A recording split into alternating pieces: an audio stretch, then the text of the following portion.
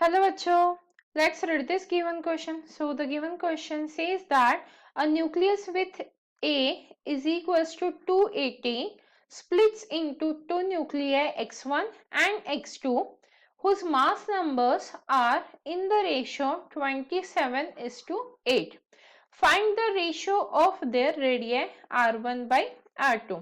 तो देखिए बच्चों, क्वेश्चन में हमें क्या बोला गया है, हमारे पास एक न्यूक्लियस है जिसका एटॉमिक मास क्या है 280 है और ये क्या हो रहा है, ये जो न्यूक्लियस है ये दो न्यूक्लिया में स्प्लिट हो रहा है x1 और x2 और ये जो है हुज मास नंबर्स मतलब जो न्यूक्लियस है आफ्टर स्प्लिटिंग इनके मास नंबर्स का रेशियो हमें दिया है 27:8।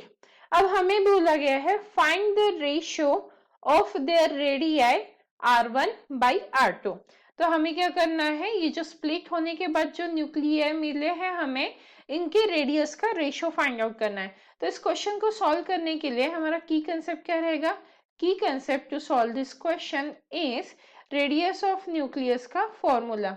रेडियस ऑफ अ न्यूक्लियस, इसका फॉर्मूला क्या होता है, r is equals to R naught A raise to the power 1/3 और यहाँ पे आर नॉट क्या होता है, ये कांस्टेंट होता है, इसकी वैल्यू क्या होती है 1.2 फर्मी होती है। तो आर नॉट तो हमारा कांस्टेंट है, तो अगर आर नॉट कांस्टेंट है तो मैं यहाँ से क्या लिख सकती हूँ, देखिए अगर मैं x1 के लिए लिखू ये इक्वेशन तो क्या हो जाएगा मेरा r1 is equals to R naught और ये आ जाएगा a1 raise to the power 1/3 और वही अगर मैं x2 के लिए इक्वेशन लिखूं तो ये आ जाएगी r2 is equals to R naught a2 raise to the power 1/3 आ जाएगा।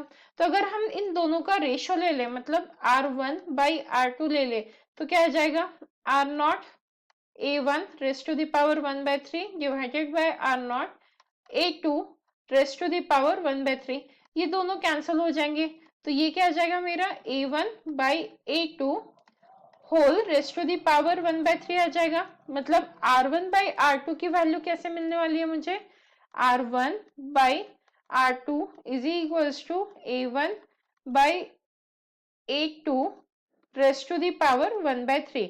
अब क्या बोला गया है, इनका जो रेशो है a1 बाई a2 ये रेशो हमें गिवन है और वो रेशो क्या है 27:8। तो इस रेशो को हम सब्स्टिट्यूट कर देते हैं यहाँ पे वैल्यू, तो ये किसके इक्वल आ जाएगा 27 डिवाइडेड बाय 8 और रेस्ट टू दी पावर क्या आ जाएगी 1/3। तो अब अगर हम इसे सॉल्व कर लेंगे तो हमारे पास r1 और r2 की जो रेशो है वो आ जाएगा। तो 27 का क्यूब रूट क्या हो जाएगा,